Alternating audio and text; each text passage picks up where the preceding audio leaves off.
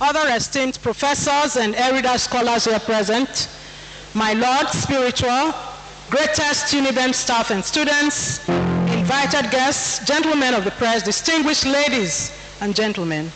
It's my sheer pleasure to welcome you all warmly to this 356th inaugural lecture of the University of Benin.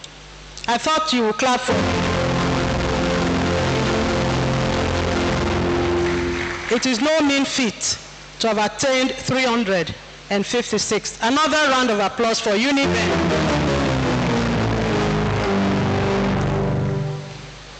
The lecturer is from law, and so we expect a lot of action-packed, ovation from our audience, the way we are used to from law. And so the lecture is to be delivered by the very affable, delectable, and cerebral professor of reproductive health law.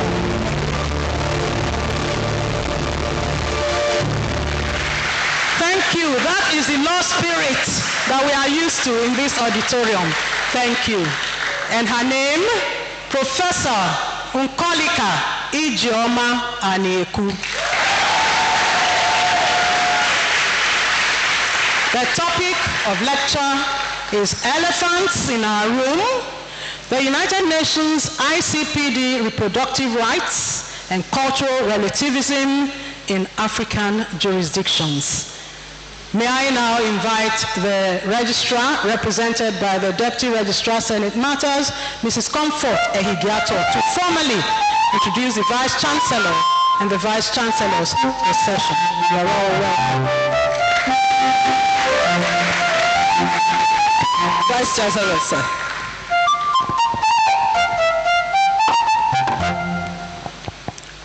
I welcome you all to the 356th inaugural lecture series of this University of Benin. The registrar of the University of Benin, Mr. Ademola Bobola, is away on other official assignments, and he has requested that I represent him. I am Comfort Inyagurena Ehigiato.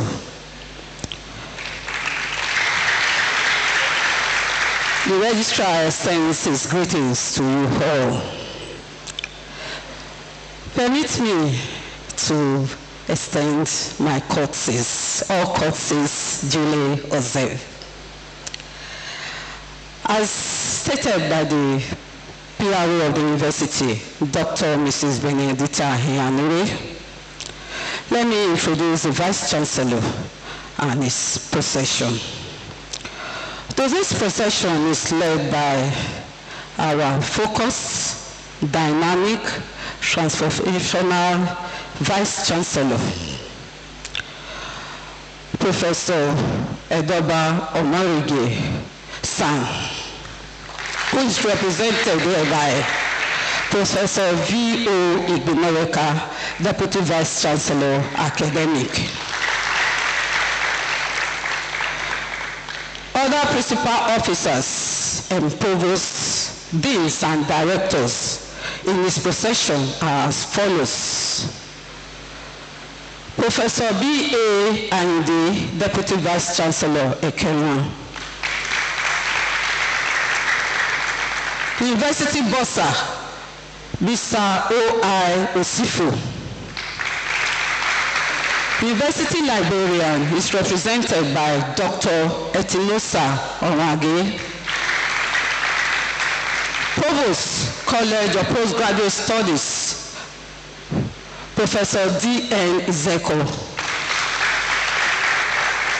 Provost, College of Medical Sciences is represented by Professor Mrs. V. Omoemo.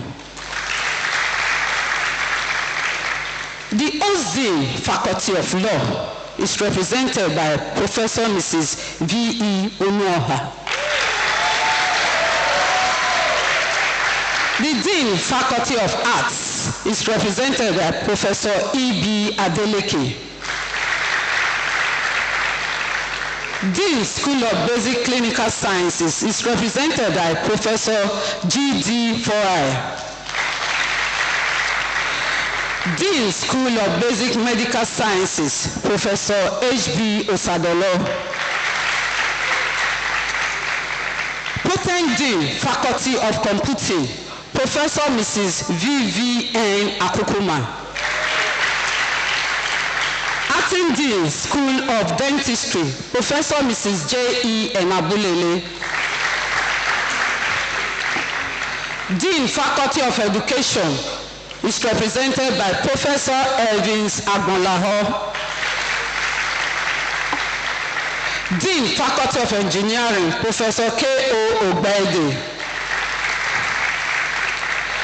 Dean, Faculty of Environmental Sciences, Professor Eigiato Irugbe Raphael. Dean, Faculty of Life Sciences, Professor T.O.T. Imobi.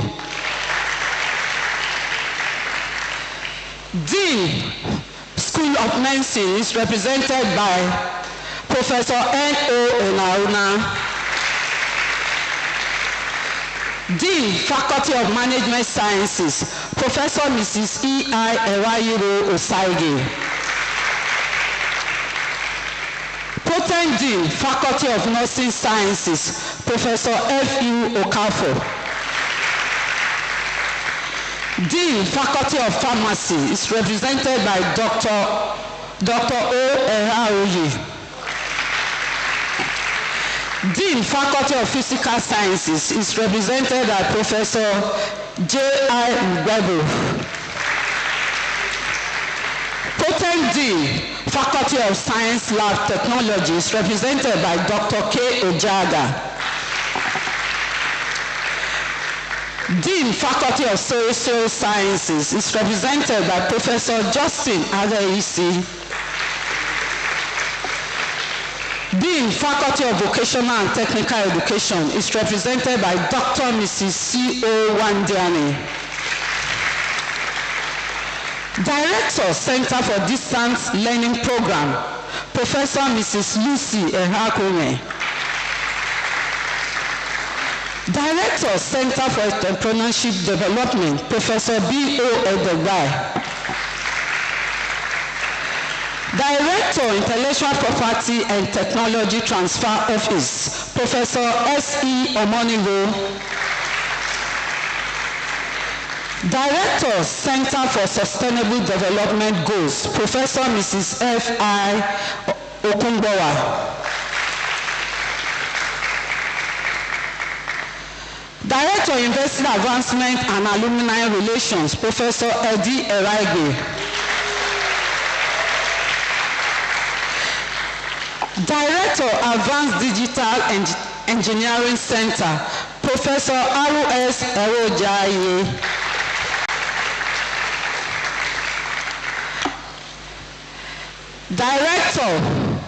Directorate of Research, Innovation and Development, Professor Mrs. N.F. Nwigbe.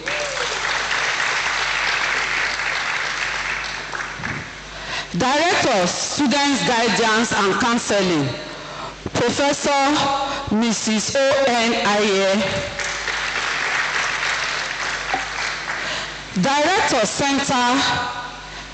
Director, African Center for Mushroom Research and Technology Innovations, Professor E.O. Akpaja. Director, Center for Continuing Legal Education, Professor Dennis Odigie.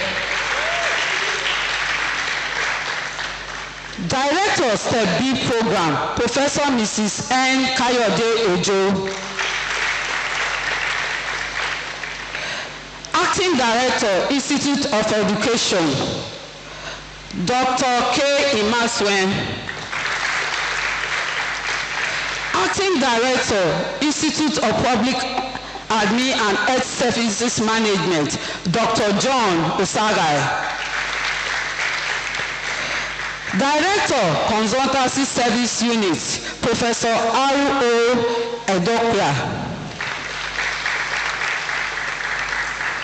Leading the Vice Chancellor's procession is the Senior Assistant Registrar, Senate Matters, Mrs. Modupe Obayagon. I now have the honor and privilege to invite our dear Vice Chancellor to introduce the inaugural lecturer for today. Vice Chancellor, sir.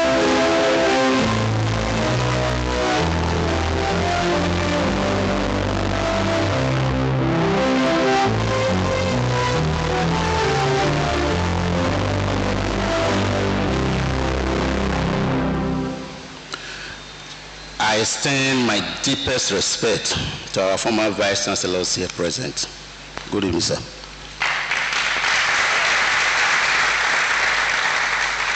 Esteemed guests of the inaugural lecturer and the University of Benin, good evening.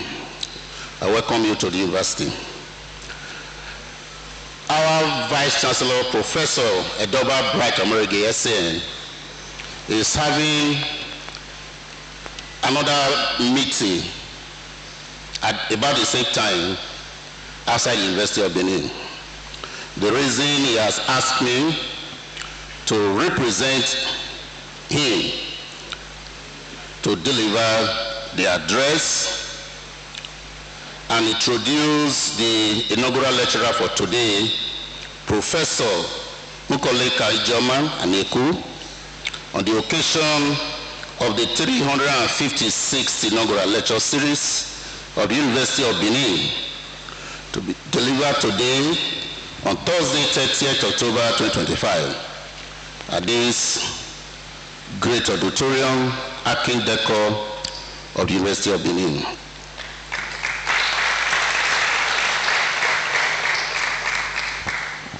Principal officers of the university here present, the Provost College of Postgraduate Studies, the Provost College of Medical Sciences, Deans of faculties and schools, Directors of institutes and centers, members of council here present, Professors Emerita of the examination scripts, and wish and urge them to complete the assessment of students' performances expeditiously. Let me use this opportunity to announce the 51st convocation and the 55th Founders' Day ceremonies, which have been scheduled from Sunday, 23rd November, with interfaith service, to Saturday, 29th November, for the award of postgraduate degrees.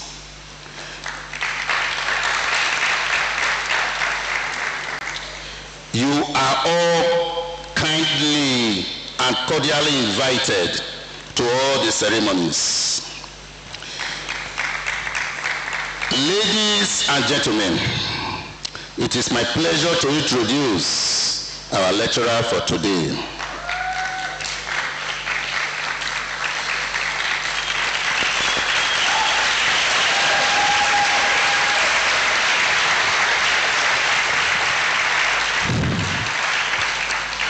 She is Professor Nkoleka Aneku. The title of her lecture is Elephants in Our Room, the United Nations ICPD Reproductive Rights and Cultural Relativism in African Jurisdictions. Professor Nkoleka Ijeoma Aneku was born on the 31st May 1967 at Ibadan, Oyo State, to the family of Professor Emmanuel Obienu of blessed memory and Mrs. Sophia Obienu, both of Inewi local government area, Anambra State. She attended a Motan preparatory school, Benin City, where she obtained her first school leaving certificate in 1975.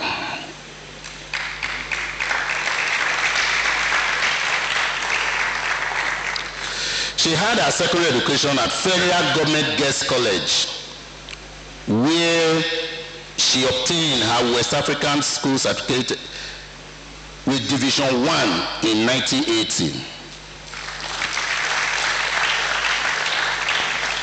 Professor Aneku thereafter gained admission into the prestigious University of Benin in 1981 to study law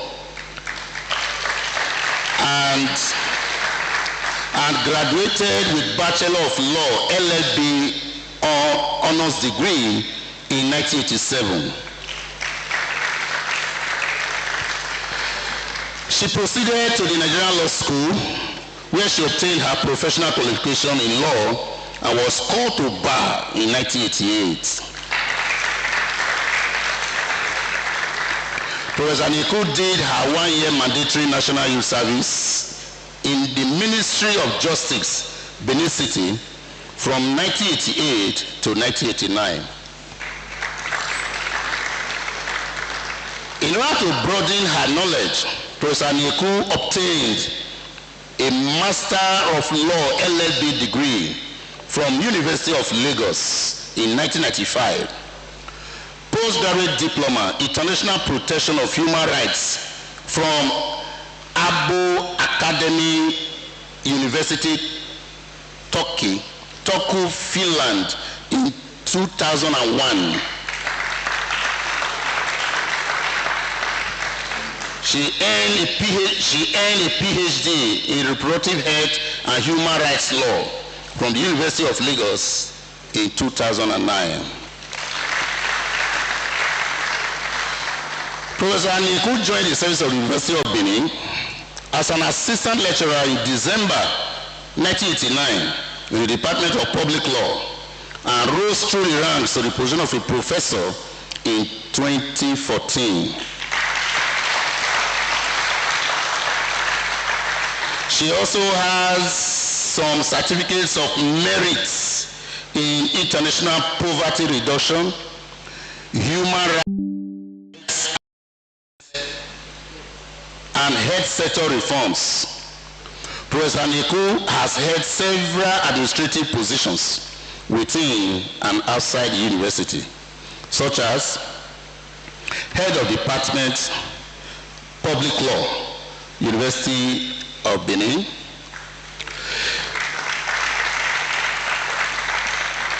Chairperson, Staff Christmas Welfare Committee, University of Benin, 2020, Board Member, Center for Gender Studies, University of Benin. Professor Niku belongs to the following professional bodies and associations. Member, Nigeria Bar Association, NBA. Member, Institute for Law, Arlington, Virginia, USA. Member, African Feminist Initiative, Pennsylvania State University, USA. Member, American Writers and Artists Institute, Florida, USA. Member, Committee on Women, International Law and Development, Nigeria. Professor Niku is a recipient of the following awards and honors. Domesticating Cairo and Beijing, Prospects and Opportunities for Reproductive Health and Rights in Nigeria. Best PhD thesis dissertation, Department of Public and Private Law, University of Lagos. Winner, Nigerian University's Doctoral Thesis Award. Distinguished Research Award, Women Health and Action Research Center, Benin City, Edo State. Distinguished Scholar Award, Class of 1988, Nigerian Law School, Lagos, Nigeria.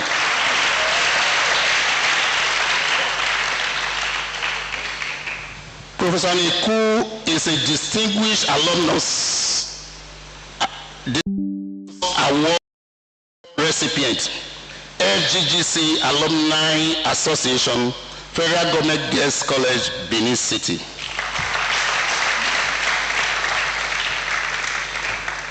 She has successfully supervised several postgraduate research theses from both local and international universities. She has over 60 publications comprising chapters in books and articles in peer-reviewed journals. She has local, national, and international conferences. She is an external assessor for professorial candidates at some universities in Nigeria. She is editor, Advances in Global Health Institute, University of California, USA, and a member of the editorial advisory board, Case Law Review, Abuja, and Nigeria Health Law and Policy Journal. Professor Aniku is the first professor from West Africa to teach at the 2013-2014 Masters Program of the International Institute of the Sociology of Law, IISL, at Onati, Spain.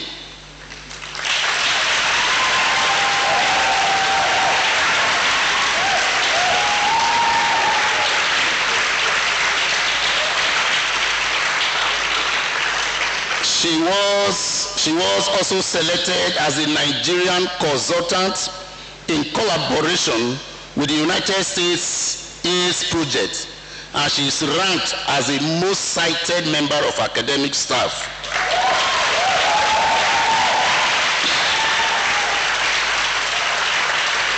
The most cited member of academic staff of the Faculty of Law, University of Benin, by the highly acclaimed AD Scientific Index in the United Kingdom 2025.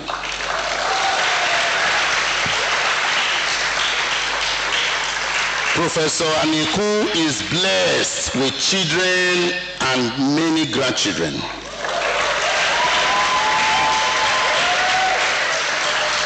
Ladies and gentlemen, it is my pleasure to invite Professor Nkolika Ijoma Aniku to deliver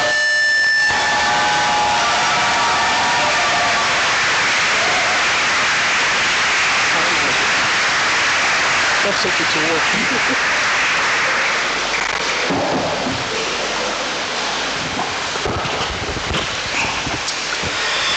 Mr. Vice Chancellor, sir, first of all, I need to correct the date of birth. I'm not going to reveal my true date of birth, but I'm much older than Mr. Vice Chancellor said. I heard that it's un-African, it's against African culture to publicly reveal a woman's age. So I'm going to keep, those of you that don't know how old I am, I'll keep you guessing. But I'm older than that, that's all I'm going to say. Somebody's whispering. Good afternoon, ladies and gentlemen.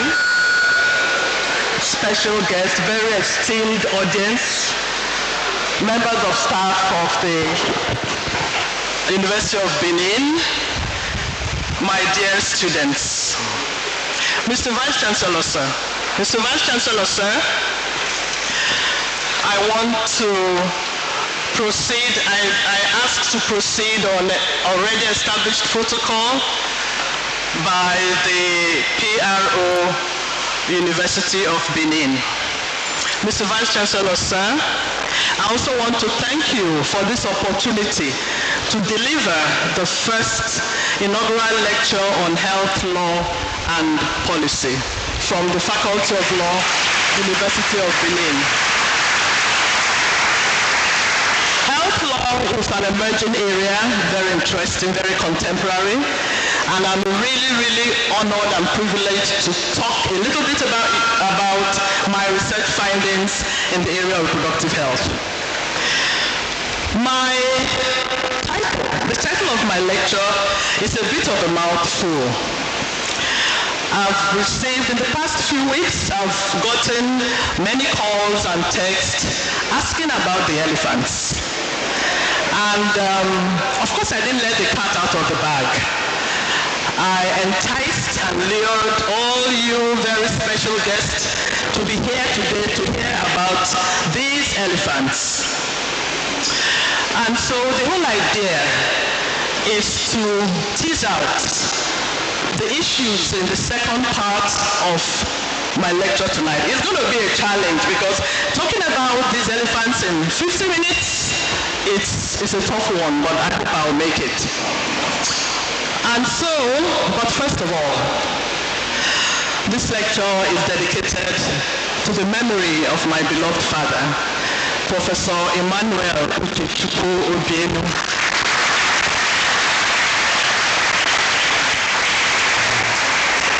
Of beloved memory. He wanted very much for me to give this inaugural. Soon after I got my chair, like some very important guests wanted me to. Soon after I became a professor about 12 years ago, but life happened and it didn't happen. But I know that he was very proud and pleased that I'm finally getting around to it. He was my greatest cheerleader. Thank you. Thank you. And that is us, just a few months before his passing.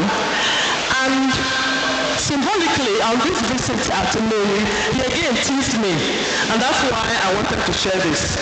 When are you going to do an inaugural? And I told him I have personal reasons. He said, no. He was a mathematician, so he was not emotional. He said, personal has nothing to do with professional. You have to get around to it. And soon after, he went to heaven. And yeah, thank you. So the next image shows two elephants, the usual common species in the African sub-region, the bush elephant and the forest elephant. This lecture has nothing to do with either of them. And like I said, I had gotten a number of feedback and curious questions about these elephants. When I shared the proposed title with some of my family, in June when I seriously started to do this lecture, my son, who is a bookworm, who's a nerd, sorry to say, he liked the metaphorical nuancing of the title.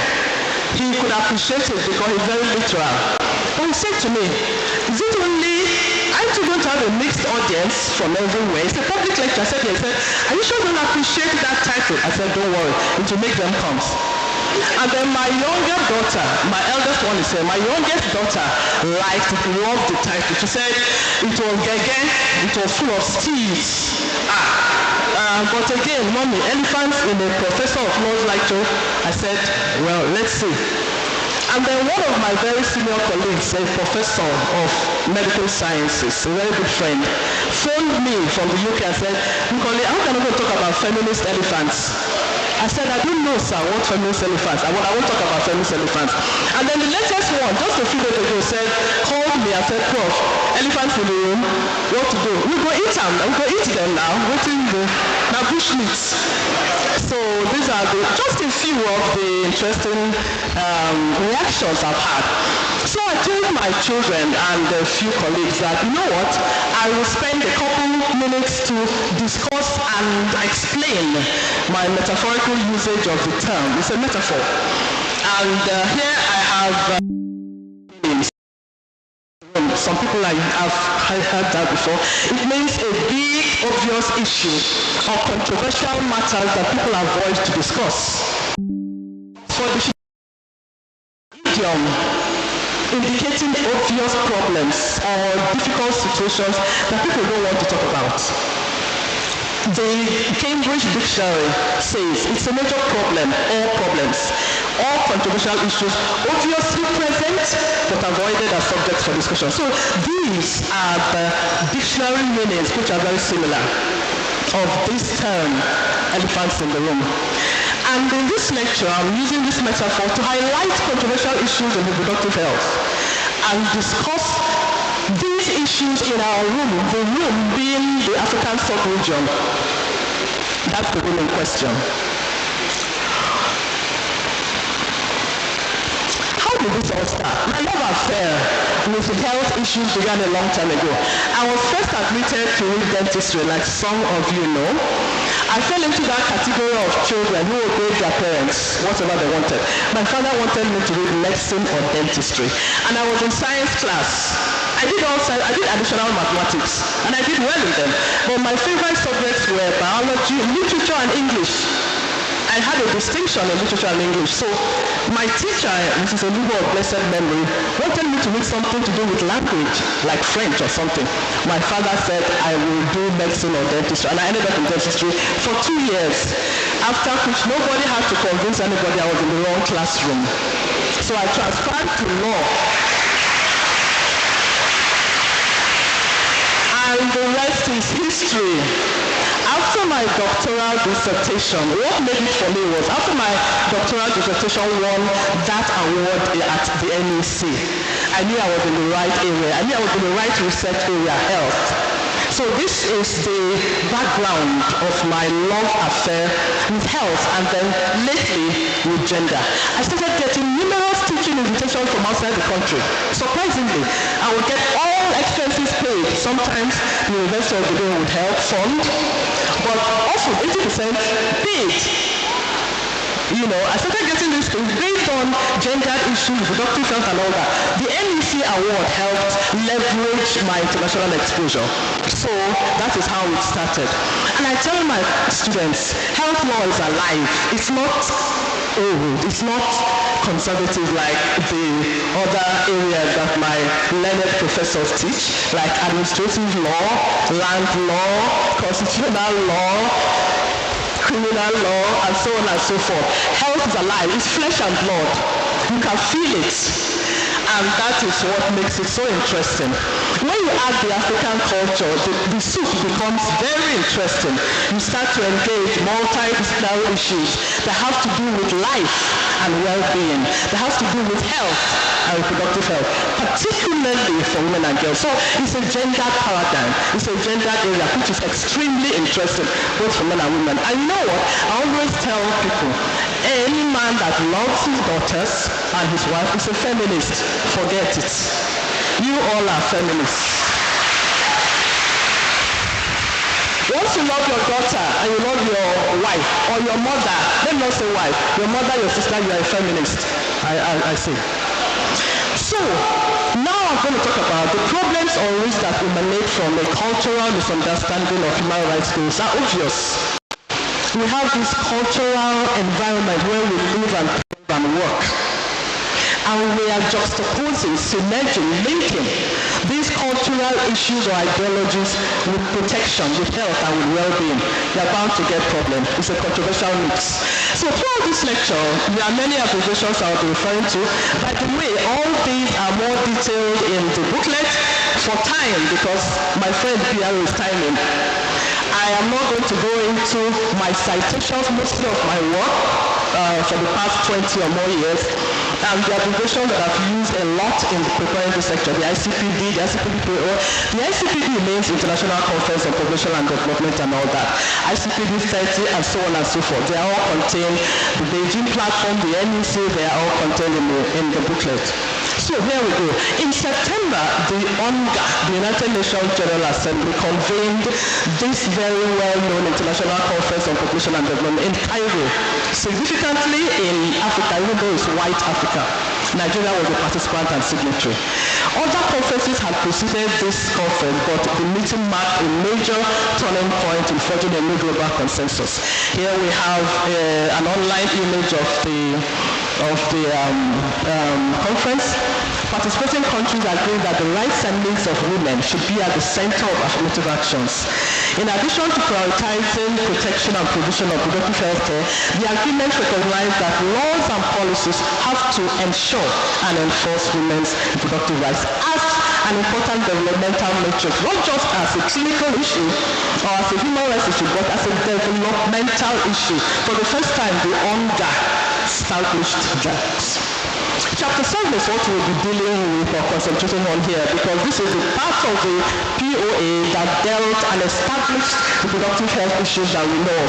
Every other international instrument or regional instrument on health and human rights stemmed or took off from this platform. And these issues are domestic gender violence, HIV, prevalence, and so on and so forth. So my lecture highlights the agenda in advancing reproductive health and rights protection, and most importantly, the tensions that are evident when gender-specific issues are analyzed from a cultural standpoint or perspective. The provisions relevant to the protection of these rights as convened and signed by consenting states, including Nigeria in September 1994. Using Nigeria as a case study, I will look at briefly other indications of capacity by states that we have to protect reproductive health in African jurisdictions, despite cultural ideologies. So I address summarily cultural relativism, the impact on reproductive rights discourse of the POA, and the overall effects on African women, using Nigeria as a general example. So obviously my paper is a gender discussion. It presents findings that indicate the capacity we have as a state for reproductive rights protection within the African sub-region. Again, we have another image highlighting the foundations of the ICPD, and the next one is an interesting one from the global north, showing, interestingly, why I like it, because it shows ethnicities from, I can see Asian heritage and African, my African sister on the right, Caucasian, and so on and so forth, all united in the discourse for protection. That's the interesting part. United Nations, many of us know what the United Nations is the largest intergovernmental organization in the world, maintaining international peace and security, developing friendly relations, achieving international cooperation, coordinating actions of member states, and protecting human rights. Something is off. What's going on?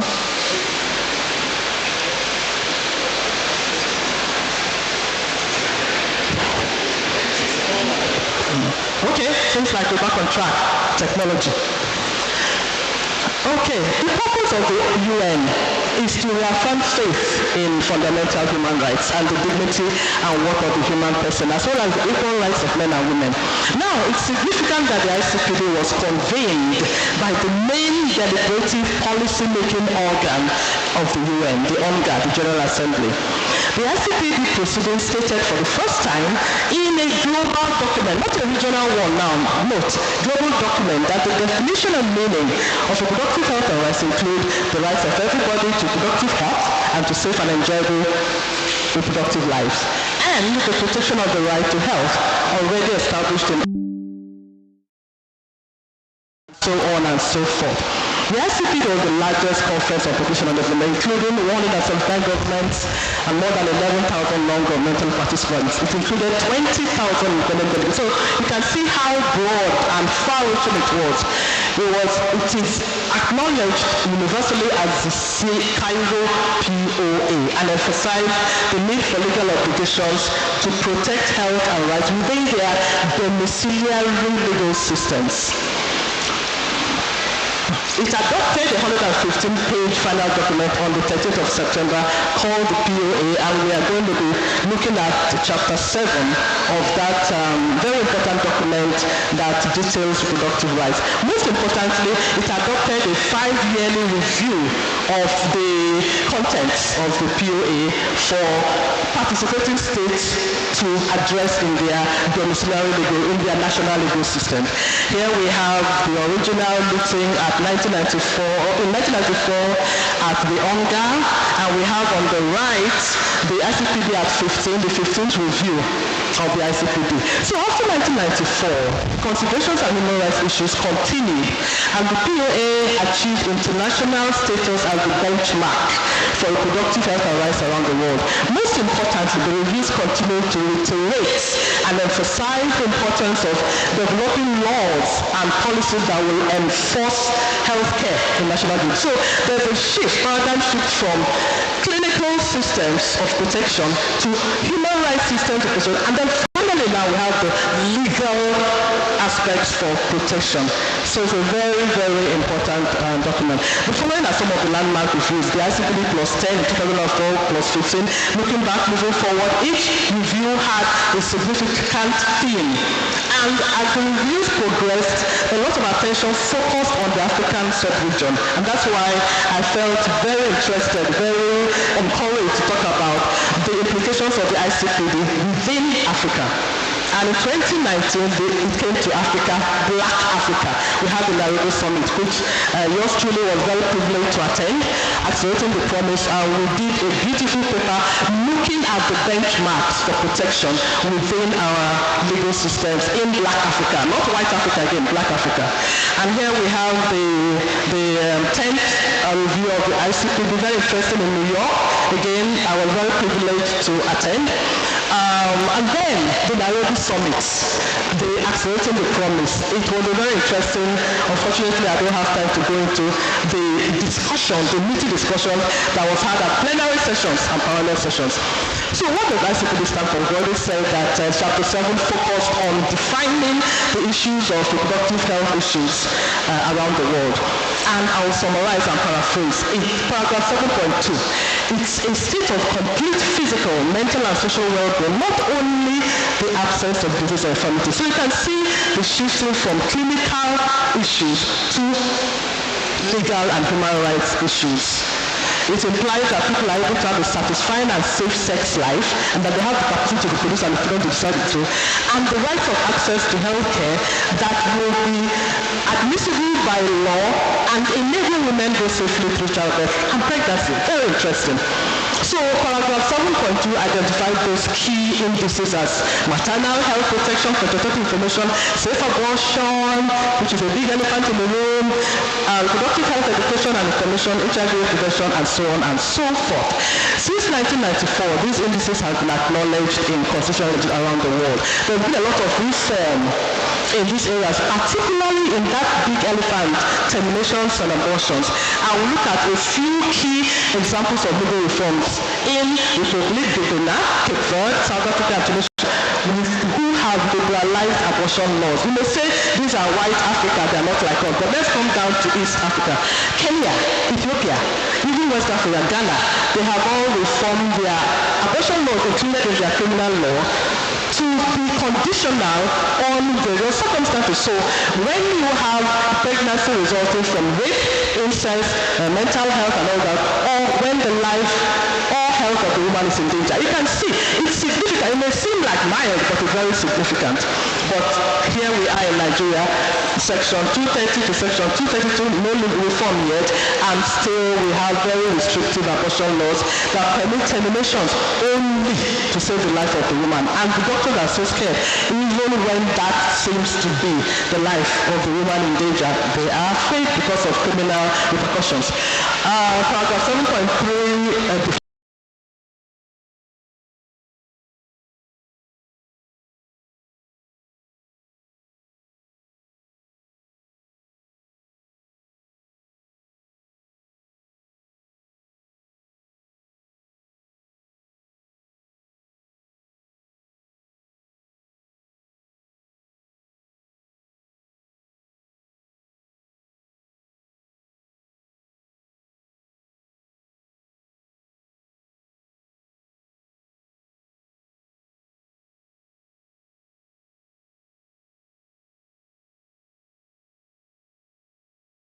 particularly for African territories. This is very significant. Here we have again another country or rural image of a couple in Sub-Saharan Africa. This was the face of ICPD 30 in New York. So in New York, this was the face of ICPD 30. So at the 55th session, the preliminary to the ICPD 30, there was a lot of debate on the role of law, the role of technology in addressing global challenges to women's rights and all that, particularly in African systems. The ICPD 30 global dialogues formulated, because of this, they formulated fact sheets that highlighted the progress made by states in their laws and policies to implementing the ICPD 1994 POA. A number of issues were selected. Unfortunately, we can't go into that. But the fact sheets showed the following: the background of the journey, the objectives of the review, the ICPD 30 review, the unfinished business, the global picture of the unfinished business, how women still die, how maternal mortality is still a big developmental problem in Africa, and so on. As you can see here, the journey from the 2022 meetings to October to the Summit of the Future review in October, September in New York. Again, yours truly met a little bit part of the New York meetings on assessing the benchmarks that have been made by the ICPD 30 global dialogues. And so, the ICPD 30, which is the latest review, noted that the targets for reducing maternity are also specified in the SDG goals, where countries agreed to reduce their mortality by 75% by 2030. There were challenges, of course. In the meetings, the African perspectives of culture reared up as it has always done in the former reviews. However, the ICPD 30 urged national legal and policy institutions to pay greater attention to providing affordable methods of family planning, post-abortion care, integrating and providing information and services into clinical programs, availability of safe terminations under prescribed circumstances, and not strictly restricted or prohibited by criminal laws. Most importantly, the CPD, the Commission on Population and Development, urged states to prohibit or discontinue cultural practices that have been clinically proven to compromise reproductive health and women. And here, what is this cultural relativism?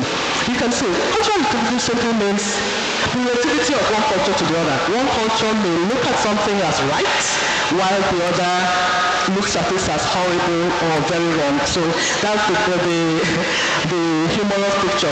A black guy, I think he's Asian from his hair, tempting a Caucasian with fried crickets. Of course he's going to refuse.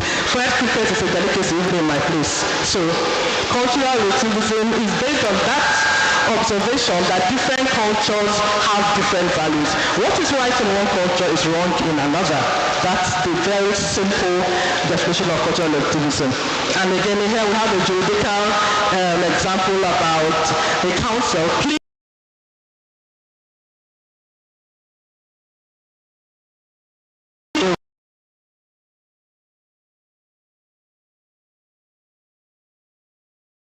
Noted that many African countries have strong cultural and customer systems that may compromise the implementation and enforcement of universally agreed goals on reproductive health and rights. So, since 1994, what do I find in this very interesting area? I find that emergent laws and policies across the continent has increasingly subtly reflected the language of the ICPD in many countries. There's been a greater awareness of gender-specific human rights protection across the continent. However, that is the thing. Reproductive health, particularly for women, is still not considered a demographic priority in many domiciliary legal systems across Africa for the following reasons. Cultural ideologies that are present throughout the region, including Nigeria. And other research, medical, legal research, social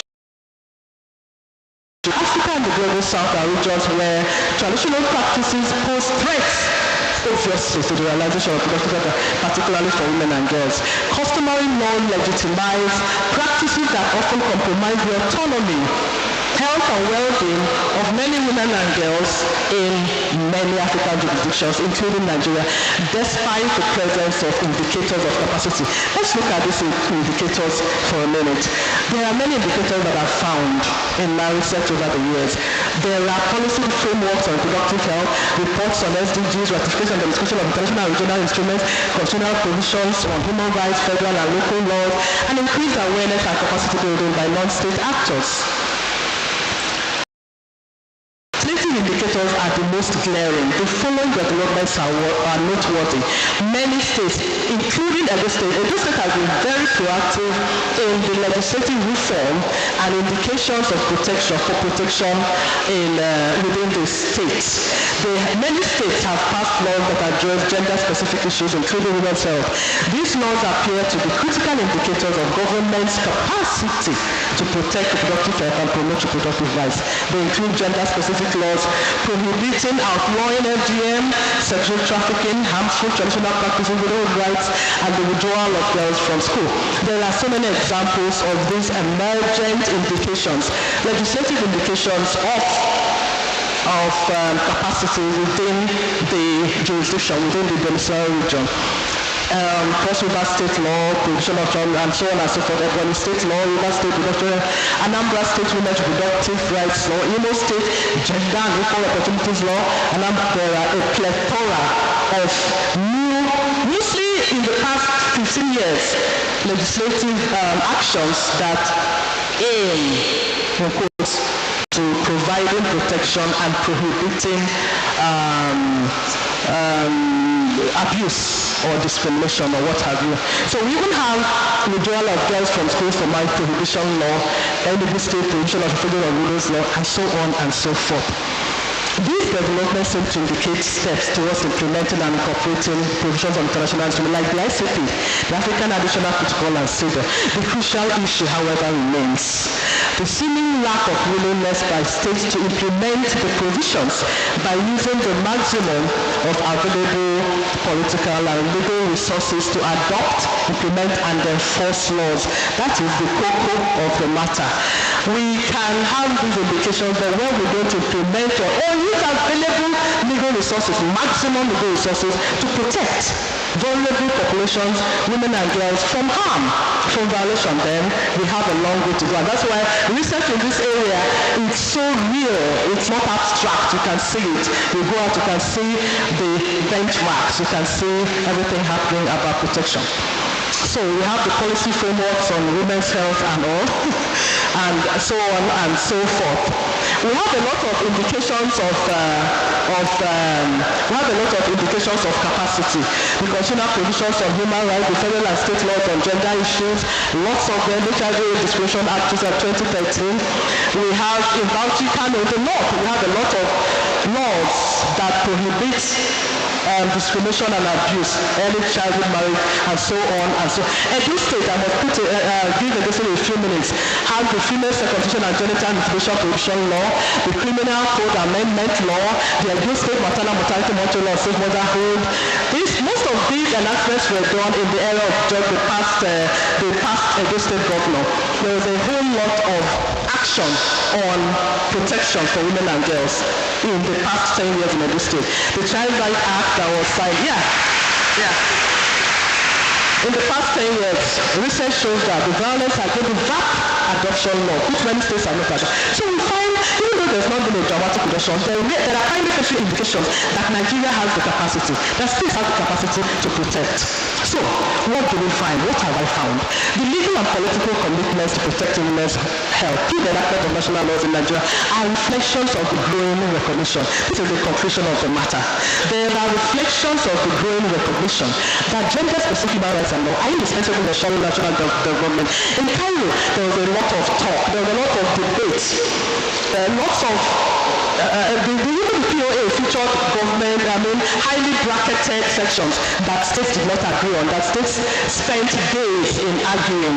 Terms like reproductive rights, safe abortion, culture, religion, they were ideally, literally, the elephants in the room at the United Nations General Assembly. There were reproductive rights were looked at as attacks on customary system. So we demonstrate that even with consensus on paper, implementation is expected to be difficult as well. Because capacity is one thing, implementation and enforcement are so the questions remain. Are the persistent tension between reproductive health rights and culture really justified? Can the conflict be resolved, especially in terms of protection for African women? How can African jurisdictions engage with culture and rights, especially in their legal systems? Is there no hope or consensus in achieving the goals of protecting women in their private and public life? I believe my findings show that the tensions are considerable and that reproductive rights are achievable even in African jurisdictions. And this is because the conflict between culture and rights are only justified to the extent that they take us in different ways. They are really similar because they all talk about equity. Furthermore, not always saying that any culture is static, but that within culture there's no room for change, for legal development and all that. There is room. And no cultural relativist or skeptic or universalism has called for doing away with all human rights, because the whole thing, the whole background, the whole nucleus, the whole backbone of rights, whether cultural or universalist, is protection and it's equitable. So there is hope. What is the way forward? The following are my recommendations. Reform and enactment of municipal laws are number one. And that has started. Look at Edo State. Edo State is really blazing the trail. Lagos State, in the north, Bauchi, Anambra State, around the southeast, around the northeast, in the middle there, there's a lot of legislative costs going on. Cross-cultural dialogue reflecting a unified human rights discourse. We must dialogue, we must converse, we must have talk, we must have research colloquia like this, talking about it. Talking about the elephant in the room, we can't come hiding and pretending the elephants are not there. The elephants are there because women, maternal mortality and morbidity rates in Africa, of course, we all know the rates are highest here. Women, one in how many thousand statisticians will tell you every day how many people die in childbirth or in terminations and stuff like that, or HIV/AIDS infections. These are all issues that we will discuss. What other affirmative actions and the incorporation of gender issues into human rights advocacy? Very important. Education, research, capacity training, like having seminars, training ourselves and advocating for protection. It's not just about feminist theory, it's about protection, it's about health. Judicial activism, juridical actions, reform that penalizes and prohibits cultural and religious practices and declare them recognized or unequitable and not in good conscience. These are things, these are recommendations that will help change the status quo, that will help up the ante towards realization of consciousness of protection amongst women and girls. So, I come to apologize. I have run through this because I'm getting a card. I really am so glad that you all are here. This is the best part of the lecture for me, just acknowledging and appreciating most of my friends and colleagues and big brothers and sisters and aunties and uncles that are here present, the past Vice Chancellors, representatives of the past Vice Chancellors, the Deputy Vice Chancellor, Professor Emeritus, so many of you here. You are my family. Most of my biological family is not here. I have my dad here, of course, the leader of my pack, the one that controls them. And so all of you, and so I am very grateful to the Vice Chancellor, presented by the DVC and other principal officers of this university. I want to acknowledge very senior colleagues, my dear Emeritus Professor Mokorayu, former Vice Chancellor, Nicholas, thank you so much, Professor Orumese, my big uncle, thank you, Domo, thank you for coming, thank you so much. I can't thank all of you. I want to especially thank Emeritus Professor Patrick Udolofia, who encouraged me to deliver this lecture. So I have to get up and take a bow. He pushed me relentlessly despite my personal reasons. Thank you for not letting me commit academic suicide in your own words. He said he won't let me commit academic suicide. Thank you, sir. Go more. This inaugural is like as a result of that push. Thank you so much. Professor Smith, my HOD, he came on the road to University of Lagos. My boss, stand up for accreditation. You got an award yourself. He pushed and pushed and pushed for this to happen. Professor Smith from the University of Lagos. Welcome, sir. Thank you. And all my, I can't start. I don't want to start before my friend is coming with your card. And I respectfully acknowledge all of you. I want to especially acknowledge Professor and Mrs. Sumuru. Stand up, sir. Senior, stand up, and Mrs. Sumuru. These are my big brother and sister. They have remained long-time friends and family to my family. They have remained. Thank you for your prayers. God bless you for me. Only God can reward you. I want to give up love of all represented by Professor Musoloa and all my colleagues at the Faculty of Law, including the wonderful non-academic staff. They are awesome. The non-academic staff, clap for yourself. I love you all. My students, local, international, many of them are watching me online. My international students, the ones here, my babies, they have been of inestimable value. Most of them are very happy in my chosen career, despite the poor remuneration. The students make it all worthwhile. Many of them, the past ones have become very good friends and all that. I acknowledge my dear friend, Dr. Benedicta Ihanile, excited to find me with a red hat and all. She did a new friend, but a very sweet lady. Thank you for your assistance. I acknowledge also Mrs. Okute, Osokapa, and time will not allow me to call of you. My dear Aponto, Chief Richard Ahonaroko, seated with Mr. Eke, Chief Richard, stand up. That is the former President Alumna Worldwide, Chief Richard Ahonaroko. I appreciate you, sir. Thank you for coming all the way. Thank you so much. I acknowledge my friends, my sisters from Sekata, my Umuaka, beautifully attired, my Umuaka clothes. Welcome. None. Then my Reverend Father, Dr. I'm sure it's already shy, so I'm sure. Oh, you're there. You're not wearing your cassock. Welcome, Father. Okay, all right, okay. So I'm so thankful for all of you. I still have your card. My daughter, Maya Chamugo, my baby. Stand up. This is the leader of the pack. The others are in diaspora watching me, and I want to especially recognize my aunt and mothers of my relations here, and to my family, I must please. The support of my family have been my greatest. To my mother, I must especially appreciate my mother because she's watching from her room. Mimi, I know you are watching. Thank you for your love and your prayers. You are an exceptional human being. I am honored to be your daughter. Your strength, your dignity, your grace, and your mercy are things I can never fully comprehend. God made you differently from everything. Thank you for everything, Mimi. Thank you, Mimi. I love you. My children, they are my biggest achievements. They are my fragrance. The spring in my steps, my joy. You are watching. I love you, babies. If I didn't succeed in anything, I succeeded being the mother of some of the most decent young people I know. That is my greatest success. My godchildren, my children-in-law, I know. To my in-laws, I love you. To my brothers, and then finally, to my Lord and Savior, Jesus Christ. The lifter of my head, the one who favor surrounds me at the field, the one who will get all things together for my good, the one who has shown me mercy, the one who sees me, the one who will be permanent in the time of time, the one who will be blind to allow me to ever. To you be all honor and glory forever and ever. Thank you. Thank you. That's all I want to acknowledge God. Lord. Thank you, ma'am. So please take your seat. Meanwhile, welcome. I told you she's cerebral. And now I will add beauty, brain, and crown. Please put hands together once again. And for me, is to share eloquence and self-confidence. Well done, Prof. We are proud of you. And so, may I now respectfully invite the representative of the Vice Chancellor to recap this wonderful lecture. Acting VC, sir.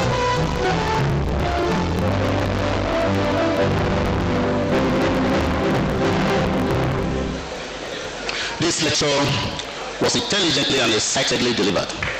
Thank you very much. Our dear Professor Aleku.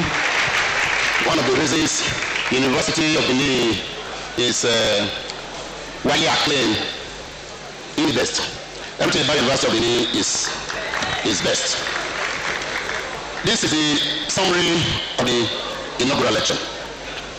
The lecturer traced the International Conference on Population and Development by the United Nations General Assembly in September 1994 at Cairo, Egypt, and highlighted the agreements reached by participating governments on issues surrounding population, development, and healthcare. The lecture prioritizes the protection and provision of reproductive healthcare as stipulated by the ICPD Program of Action, and recognized that national laws and policies ought to ensure and enforce women's rights to reproductive health.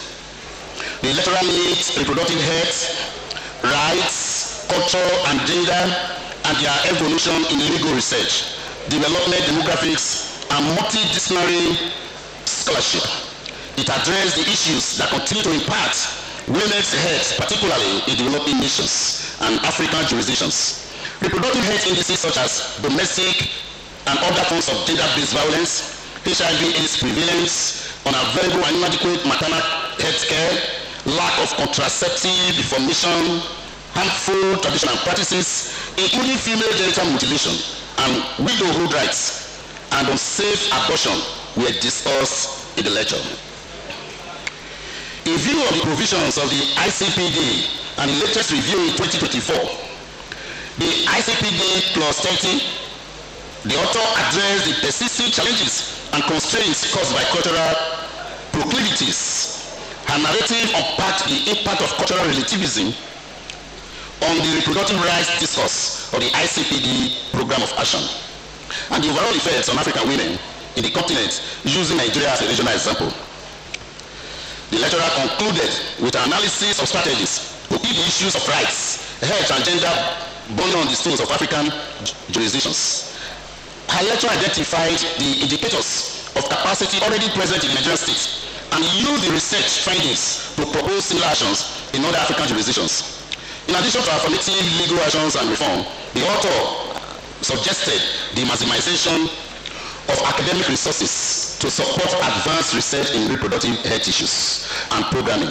She submitted that this strategy will enhance advocacy and information in the population and development matrix of many African states. She further submitted that advanced research in universities can find modalities and methodologies in African legal systems to reduce reproductive health, especially for women. Advanced legal research in particular can engage the elephants in our room through reproductive rights and cultural relativism and protect African women from the perils of violations and the human rights abuses throughout the region. When I get to my village this weekend, I will read this inaugural lecture synopsis in our region. Our region is the local national assembly. I will read this synopsis there this weekend. Thank you very much. Thank you very much, sir. The lecturer will step forward now to be decorated and invite immediate family members to join her on stage. Children, brothers, sisters, please join her on stage. And so now that has been done, we would like to acknowledge very warmly the beautiful daughter, Natasha Akeoye. Welcome. Please put your hands together. We respectfully acknowledge, welcome our great fathers, former vice chancellors of our university, Professor Emeritus Andrew Omokoraye. Daddy, welcome. Please put your hands together. Welcome, Professor Faraday Runese. Please put your hands together. Welcome, Daddy. We welcome Prince Dr. Richard Ahanawo, senior advocate of Nigeria, all the way from Lagos. Welcome, sir, for the mouth of Uniben. Welcome, Professor Maurice Asegwa, SAN, as President Worldwide University of Benin Alumni Association. Welcome, Professor Imran Smith, SAN, former Dean of Law, Uniland. Welcome, sir. We welcome very specially Professor Emeritus TOK and Professor Mrs. Vivian Audu. We welcome you. We welcome Professor Emeritus Raymond and Mrs. Eliho. We welcome you. We welcome Professor Emeritus Patrick Igbenobia. Welcome, sir. We welcome Osagi Obaluwana Esquire. We welcome, sir. We welcome Honorable Justice Edward Eboibe, Chairman Civil Liberties Organization Edo State, Mr. Bob Chairman. We welcome you. We welcome MD Echoes Hospital, Benin City, Dr. Mateo Obasa. We welcome you. We welcome the former DBC Kawa Campus, Professor Joel Abolamba. Welcome the former Dean of Law, Professor Mawosa Omoruli.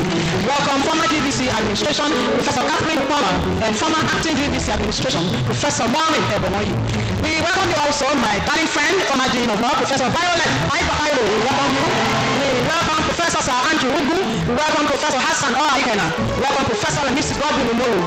Professor Eunice Eragbe. We welcome you, Ma. We welcome Professor Eric Okoje. We welcome Professor Job Odion. We welcome Professor Mrs. Antonia Clark. Welcome former Dean of Law, Professor Nap Inegodion. We also welcome Professor Mrs. Medina Kadiri. Welcome Professor Clem Osime. Former Dean of Engineering, Professor Kesa Bahiadmo. Welcome you, sir. Welcome Professor Osaiti Aigofo. We welcome Dr. Reverend Taniye Oyebo. We welcome Professor Mrs. Rosalie Osage. Welcome Professor Mrs. Azuka Alutu. Welcome, Ma. We welcome Wada wives and daughters across the Niger. Dr. Mrs. Obaza, we welcome you. Lady Pat and Nebe, we welcome you. Welcome Dr. Mrs. Francisca Iyayi. We also welcome all the way from Enugu State, Sir and Lady Samuel and Nebe. We welcome you very specially. We welcome Professor Mrs. Gladys Mokore, Provost, Mapo Institute for Microfinance and Management Studies. And we welcome our Reverend Father, very Reverend Father Dr. Jude Chike and Nara, Parish Priest, St. Albert's Catholic Church, Uniben. And so, Vice Chancellor, sir, distinguished ladies, gentlemen, that's how we conclude this inaugural lecture of the University of Benin. But just before we go, may I respectfully invite the audience, everyone in the auditorium, to please rise as we take first the Uniben anthem and then the national pledge.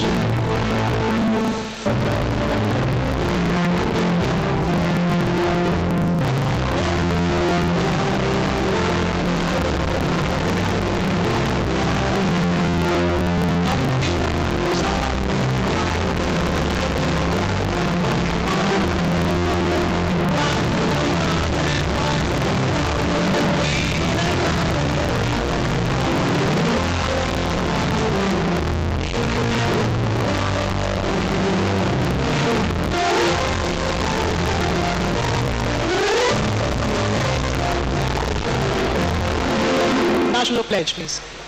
I pledge to Nigeria, my country, to be faithful, loyal, and honest, to serve Nigeria with all my strength, to defend her unity, and uphold her honor and glory. So help me God. Thank you all for coming. Please remain standing as the Vice Chancellor's procession leaves the auditorium. And so I welcome former Director, Alumni Relations, Dr. Obeki Stephen Obeki.